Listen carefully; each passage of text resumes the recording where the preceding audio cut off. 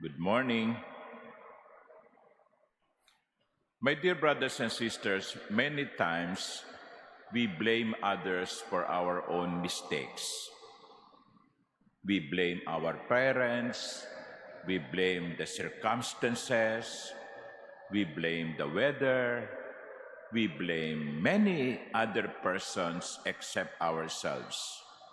And sometimes even we blame even God. So lagi na lang ang sinisisi natin kapag may ginagawa tayong mali ay ang ibang tao.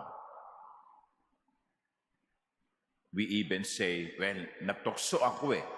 Natukso ako na gumawa ng masama. Natukso ako na magnakaw.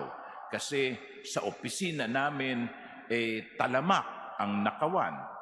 Talamak ang pangungurakot. Natukso ako ng mga liwa kasi yung mga barkada ko puro mga babaero. But my dear brothers and sisters, in the first reading from the letter of St. James, we are being reminded, hey, it is you who made the decisions. It is you who made the choice. You cannot say, I am being tempted by God. For God is not subject to temptation to evil, and He Himself tempts no one. So sabi ni St. James, huwag mo sisihin yung ibang tao. Huwag mo rin sisihin ng Diyos.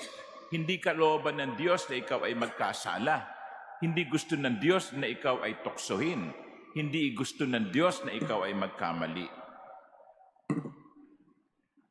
Kaya ang paalaala ni St. James sa unang pagbasa, each person is tempted when lured and enticed by his desire.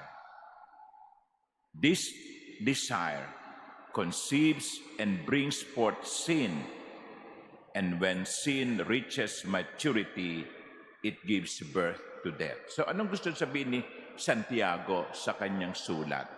Sabi niya, nagsisimula ang kamalian sa mga pagnanasa.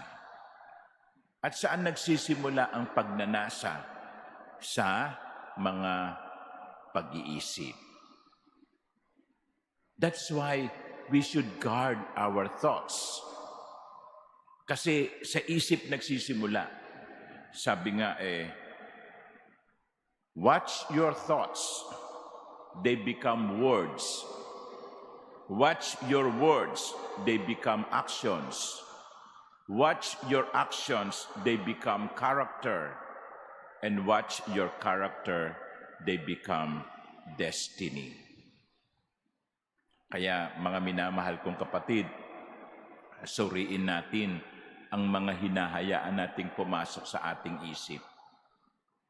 Kasi diyan nagsisimula ang mali, diyan nagsisimula ang kasalanan. I remember a young boy went to the story of a young boy who went to confession to a priest.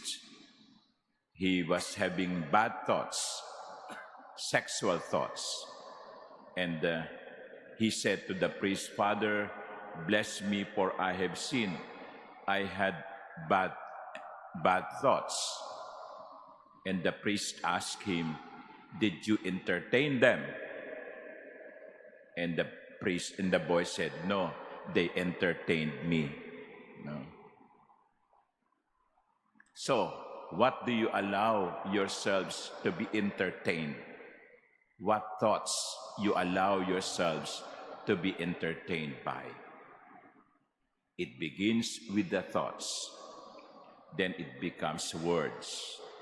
Then it becomes actions. Then it forms your character. And your character becomes your destiny. Many times, it is the result of our wrong choices. Many times, we have no one to blame but ourselves. Amen.